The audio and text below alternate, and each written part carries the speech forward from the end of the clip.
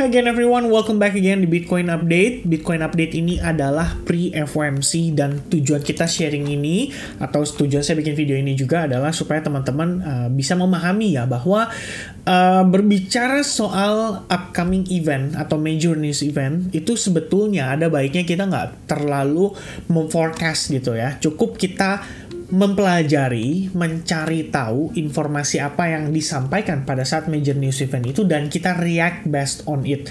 Jadi kita cari tahu dulu, setelah misalkan ya nanti Jerome Powell menyampaikan satu atau dua hal yang kemudian bisa menjadi kunci perubahan fundamental dan sentimen selama beberapa bulan ke depan, di situ justru kita jadi tahu reaksi kita tuh sebaiknya seperti apa. Apakah saatnya buy Bitcoin atau sell Bitcoin after that. Tentu saja yang bikin kita merasa mungkin kesal ya adalah kalau misalkan kita menebak dan ternyata tebakan kita tuh tepat. Kalau tepat ya mungkin kita akan happy gitu. Tapi seandainya Anda tidak transaksi pada saat Anda menebak dan kebetulan benar, di situ biasanya ada rasa kesal. Begitupun sebaliknya ya. Kalau misalkan teman-teman menebak, wah kita forecast nih, nanti Jerome Powell bakal ngomong ini. Kita udah tahu nih, pasti ini akan begini. Kemudian Bitcoin akan naik. Wah ini berarti beli sekarang. Setelah dibeli ternyata dia turun. Nah itu faktor yang ya bisa dibilang faktor gamblingnya itu yang justru sangatlah kuat. Jadi kalau misalkan kita di sini berbicara soal forecasting, which is saya nggak terlalu setuju sebetulnya. Saya juga selalu sampaikan hal yang sama ke teman-teman di advance atau teman-teman yang mungkin selalu bertanya ke saya ya, kayak Vin gimana nih FOMC nanti malam, Vin nanti gimana nih CPI, nanti kira-kira gini dan lain sebagainya. Kita research, kita cari tahu, kita lihat bagaimana sih reaction dari market sebetulnya ketika major news event itu berlangsung atau sedang terjadi. Kemudian dari data itu bukan berarti kita kemudian bisa mengambil kesimpulan, ntar malam bakal begini nih, kalau misalkan bakal begini berarti saya akan lakukan ini sebelum data itu berlangsung. Nah ini sama aja teman-teman gambling ya, sama aja teman-teman berjudi kalau saya bisa bilang. Jadi sangat tidak direkomendasikan untuk melakukan hal tersebut. But karena video ini kita akan ngebahas pre-FOMC, saya pengen ajak teman-teman, kasih lihat ke teman-teman apa sih yang biasanya terjadi pada saat FOMC dan apa yang harus kita antisipasi terkait dengan price action juga untuk Bitcoin. Nanti kita akan ada pembahasannya, but before that saya pengen ajak teman-teman untuk kita tarik balik ke tanggal-tanggal sebelumnya. Jadi teman-teman sekalian, kita akan buka economic calendar dan kita akan cari FOMC ya, press conference atau FOMC Fed interest rate decision. Lalu kita klik ya keduanya. Kalau misalkan economic projection ini nggak perlu karena biasanya per kuartal aja. Lalu teman-teman sekalian, setelah angkanya keluar, ini kan adalah press conference ya, berarti ini adalah jam ketika Jerome Powell ngomong atau berhadapan dengan para wartawan ya. Sebelumnya Juni 15 itu adalah jam 1.30 which is nanti malam teman-teman sekalian. Kemudian ada Mei 4 ya, dimana di bulan Mei tanggal 4 itu speaknya sama jam 1.30 malam. Kemudian tanggal 23 Maret itu sama speaknya jam 1.30 malam. Nah Februari dan Desember ini berbeda ya, karena winter itu biasanya aktivitas market di Amerika tuh bertambah 1 jam open ataupun close-nya. Nah kemudian kita lihat lagi apa yang sama, yaitu si interest rate decision ya. Ini rilisnya itu adalah jam 1 pagi rata-rata. Kemudian kalau kita lihat nih, ini berdasarkan forecast sebelumnya. Kelihatannya nggak terlalu signifikan ya teman-teman, hanya ada satu kali aja, yaitu di kisaran 16 Juni 2022. The Fed di sini mengambil keputusan yang mengejutkan ya, dimana harusnya secara forecast itu naiknya 1,5% atau jadi kenaikan 0,5% atau jadi 1,5%, tapi ternyata pada saat itu The Fed menaikkan 0,75%. Jadi naiknya itu di luar dugaan dan akhirnya mungkin bisa membuat market terjadi shock gitu ya. Karena hari ini kita juga mempertanyakan, ini kira-kira hari ini ya, apakah The Fed akan memberikan kejutan? Kalau misalkan The Fed memberikan kejutan, dia memberikan satu kali kenaikan suku bunga, di mana saat ini secara forecast itu udah 93%. Market meyakini The Fed tidak akan naikin suku bunga pada nanti malam, teman-teman. Nah, kalau misalkan itu yang terjadi dan ternyata The Fed memutuskan untuk naikin suku bunga, berarti dia memilih untuk bisa dibilang mengambil opsi yang dimana publik percaya hanya 6,9% saja kemungkinannya. lalu tiba-tiba The Fed naikin suku bunga, terus Jerome Powell ngomong, mungkin nggak salah kalau Juli kita naikin sekali lagi, karena kita pengen memastikan CPI bener-bener terkendali atau bener-bener terkontrol ya. Selama beberapa bulan terakhir, setelah beberapa kali ada kasus perbankan, sekarang everything udah sound and resilient ya. Itu beberapa kalimat yang biasanya dia sering keluarkan. Intinya dia mengatakan bahwa market udah baik-baik aja ya.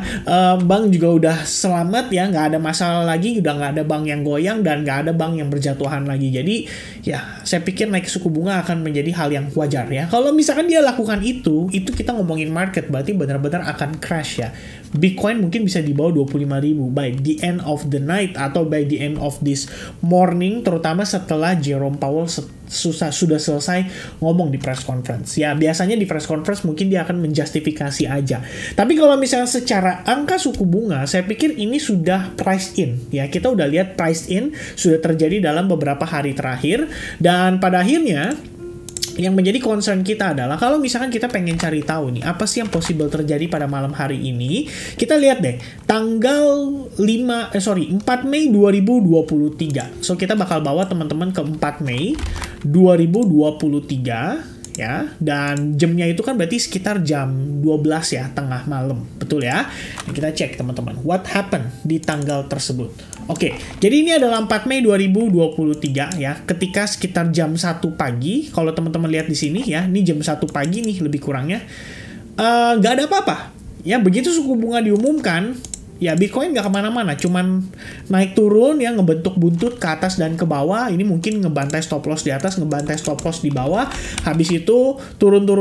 Setelah si Jerome Powell ngomong ya, kita ngelihat kembali ada volatilitas lagi ya. Di sini buntutnya panjang ke bawah, kemudian dia juga ke atas, lalu flat.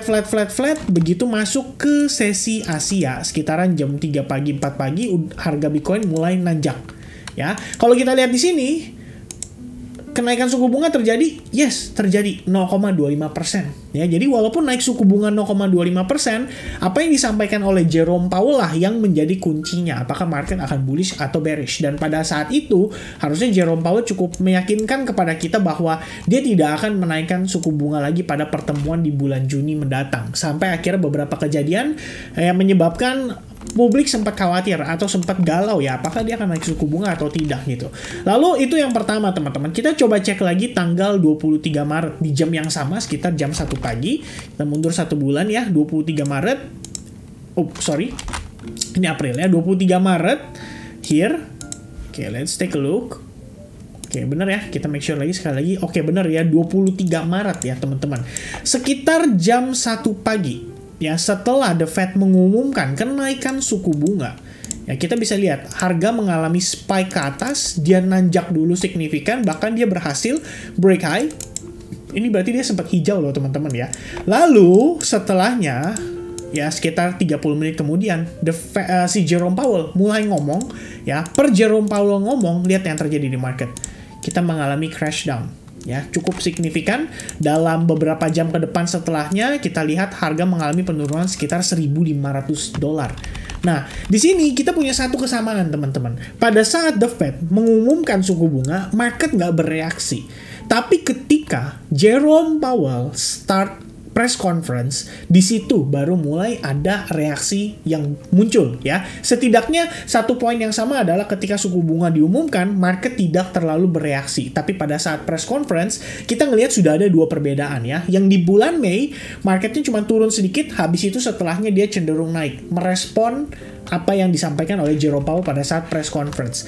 Di mana pada saat Maret, market bereaksi berbarengan seiring dengan statement yang diberikan oleh Jerome Powell. Dan setelahnya kita ngelihat market recovery ya dalam satu hari berikutnya. Oke, so yang saya tahu adalah saat ini ketika FOMC press conference berlangsung, disitulah volatilitas meningkat teman-teman. Dan secara pergerakan gak ada yang bisa tahu pasti. Jadi kalau misalnya teman-teman lihat, oke, based on price action, everything still fine, everything still going up, and then bam, dia turun signifikan, but then kalian lihat next day-nya, kita lihat recovery, ya. Kayak nggak terjadi apa-apa, dan seandainya ini dihilangin, ya ini sebenarnya masih on track ya, masih di dalam satu jalur yang sama teman-teman. Alright, so let's take a look again, the previous one-nya lagi ya, sekitar tanggal 2 Februari 2023. Oke, kita cek 2 Februari 2023. Oke, let's take a look ya.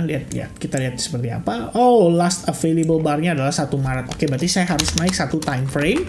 Kemudian 2 Februari di jam yang sama. Oke, nah ini kalau kita lihat teman-teman, 2 Februari. Lagi-lagi, pada saat kenaikan suku bunga diumumkan, oh ini sekitar jam 2 pagi ya, berarti FOMC-nya harusnya setengah jam setelahnya, yaitu sekitar 2.30. Ya, ketika diumumkan jam 2 pagi, teman-teman bisa lihat di sini, ini adalah bar jam 2 pagi ya, kalau kita lihat, jam 2 pagi diumumkan, candle-nya tuh cuma naik dan turun. Nah, setengah jam setelahnya, press conference dimulai. Apa yang terjadi? Market mengalami rally cukup signifikan ya. Dan beberapa hari setelahnya kalau kita lihat kembali ya, sama seperti yang terjadi di bulan Maret yang lalu yang tadi sebelumnya kita cek. Setelah dia turun signifikan, dia naik signifikan di hari berikutnya. Di sini di bulan di bulan Februari ya, market naik signifikan tapi setelahnya dia turun. Oke, dibanting. Jadi cenderung fake out. Oke, dan terakhir teman-teman, mungkin kita cek satu kali lagi ya di bulan Desember 15 ya. Kalau sepertinya 15 Desember kita lupakan ya, karena pada saat itu market lagi nggak terlalu high volatile dan lagi flat-flatnya ya. Jadi saya rasa nggak perlu dicek lagi. Dan poin pentingnya apa sih yang bisa kita pelajari dari apa yang kita tadi coba cari tahu ya, yaitu market itu cenderung bergerak pada saat press conference berlangsung. Jadi kesimpulannya teman-teman, Anda menebak pada saat suku bunga nanti bisa dibilang diumumkan apakah dia naik atau dia akan sama. Kalau misalkan sama, ini sih for the first time teman-teman. Ya, kalau kita lihat sebelum-sebelumnya memang kecenderungan sesuai dengan forecast. Jadi kalau misalkan forecastnya 4,5%, aktualnya 4,5%. Kalau forecastnya 4,75%, aktualnya 4,75%. Kalau forecastnya 5%, aktualnya juga 5%. Terakhir teman-teman, forecastnya 5,25%, aktualnya 5,25%. Saat ini forecastnya itu sama 5,25%. And for the first time, akan menjadi momen yang paling ditunggu-tunggu mungkin oleh para pelaku pasar adalah ketika The Fed memberikan pengumuman untuk market ya, bahwa mereka sudah tidak lagi hawkish. Ya, hawkish itu berarti kita ngomongin quantitative tightening ya, meningkatkan suku bunga, mengetatkan istilahnya peminjaman di perbankan ya. Jadi kreditnya memang dipersulit lah, kira-kira seperti itu, supaya peredaran uang di masyarakat tuh berkurang dan inflasi bisa ditekan. Kemudian sebaliknya, kalau misalkan Jerome Powell dan The Fed pada malam hari ini dia dovish, ini berarti kita ngomongin ya sebaliknya ya teman-teman, quantitative easing, kemudian pemangkasan suku bunga, dan kita ngomongin juga soal cetak uang ya buat sebagian orang yang percaya teman-teman ya, karena The Fed nanti harus menstimulate ekonomi dan memastikan ekonomi itu untuk berjalan sesuai dengan semestinya, yaitu ada pertumbuhan ekonomi. Oke? Jadi sementara teman-teman, ini adalah for the first time, which means dibandingkan dengan sebelumnya, kita nggak tahu nih kali ini gimana reaction market. Pertama, di the Fed interest rate decision. Tapi yang saya tahu pasti adalah pada saat kita ngomongin sudah memasuki press conference, disinilah kelihatannya party akan dimulai. Ya, jadi buat teman-teman sekalian, kita nggak bisa dengan pasti memforecast apa yang akan disampaikan oleh Jerome Powell. Walaupun kita mungkin udah ada pandangan ya, dari CPI kita lihat angkanya udah turun nih. PPI pada malam hari ini juga sama, sudah turun, dan turunnya tuh sangat signifikan loh ya, bahkan sampai minus ya, dari 0,2% minus 0,3%. Core PPI itu juga sama ya, sesuai dengan ekspektasi, yaitu tetap steady di angkanya. Kalau teman-teman lihat apa yang terjadi akibat ini ya, maksudnya apa sih akibatnya dari angka PPI tersebut? Teman-teman simple aja, kalian buka dollar index. Dollar index sudah mengalami koreksi yang cukup signifikan hanya berdasarkan data PPI itu saja. Jadi sebetulnya secara nggak langsung market tuh sudah priced in. Ya, market sudah priced in. Mereka sudah ada antisipasi bahwa The Fed udah nggak mungkin naikin suku bunga, dan semestinya apa yang disampaikan oleh Jerome Powell harusnya cenderungnya dovish. Jadi kita belum tahunya adalah satu poin teman-teman. Kejutan apa yang akan disampaikan oleh Jerome Powell pada saat press conference malam hari ini. Dan kejutan itu yang mungkin bisa membuat market berbalik arah tidak sesuai dengan ekspektasi. Kalau misalkan Jerome Powell cenderungnya dovish, I guess Bitcoin akan punya kesempatan ya untuk mengalami relief rally ya. Jadi dia bisa nanjak, bisa rebound, dan pada akhirnya memberikan konfirmasi ya kenapa market selama beberapa hari terakhir ini hanya konsolidasi di range yang sangat tipis, ternyata menunggu malam hari ini. Jadi after apa yang disampaikan oleh Jerome Powell pada malam hari ini, itu akan menjadi kunci untuk pengambilan keputusan para pelaku pasar. Antara teman-teman sekalian, sekali lagi, kalau dovish dia mempertahankan trendline ini, ya, dan artinya ada possibility untuk Bitcoin bisa nanjak ya. Kita nggak ngomongin sampai ke 30.000 ya, kita ngomongin dia nanjak ke 26.500 aja tuh udah bagus. 27.000 lebih bagus lagi. Oke, berarti dia mengkonfirmasi bahwa trendline ini masih memiliki fungsi sebagaimana mestinya untuk market bereaksi ya. Dan lebih menariknya lagi, dikonfirmasi dengan news ya. Kemudian kalau misalkan Jerome Powell harus hawkish ya, jadi harus hawkish, mungkin dia tetap netral, cenderung hawkish, maybe teman-teman, what we gonna have tonight adalah rejection ya, kembali lagi rejection dari potensi terbentuknya si ascending channel ini. Jadi kalau kita lihat the bigger pictures, market sebetulnya hanya konsolidasi ya selama beberapa hari terakhir menunggu kepastian dari Jerome Powell, dari the Federal Reserve, dan pada akhirnya kepastian tersebut akan dijawab pada malam hari ini. Sekali lagi teman-teman, kita nggak mencoba untuk memforecastkan ya. Kita cuman mempertimbangkan aja berbagai kemungkinan yang ada, dan apabila ternyata market betul-betul bereaksi seperti yang kita antisipasi pada hari ini sebelum the Fed memberikan kesimpulan atau keputusan atau melalui press conference-nya.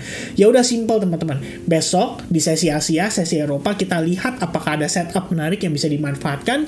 Dan saat ini jika Anda sekalian dalam keadaan sedang melakukan transaksi atau sedang lagi dalam memiliki posisi, make sure aja resikonya di manage dengan baik, dikurangi kalau bisa porsinya, jangan terlalu over betting atau over risking ya dari capital yang kita punya, dan coba untuk sebisa mungkin menghindari open new trade. Ya, kita nggak mau gambling terhadap news nanti malam, dan sebaiknya ya stay safe dulu. Ya, kalau kita ngelihat secara bias, harusnya more or less seperti yang kita udah bahas di beberapa video sebelumnya, ya, penjelasan yang cukup detail sebelumnya saya sudah sampaikan di Bitcoin, terutama berbicara soal volume juga. Ya, ini adalah beberapa news update ya. Nanti malam akan saya update kembali ya bagaimana reaction market terhadap FOMC press conference yang kali ini, dan statementnya apa nih nanti akan saya update dan akan saya post di Twitter juga.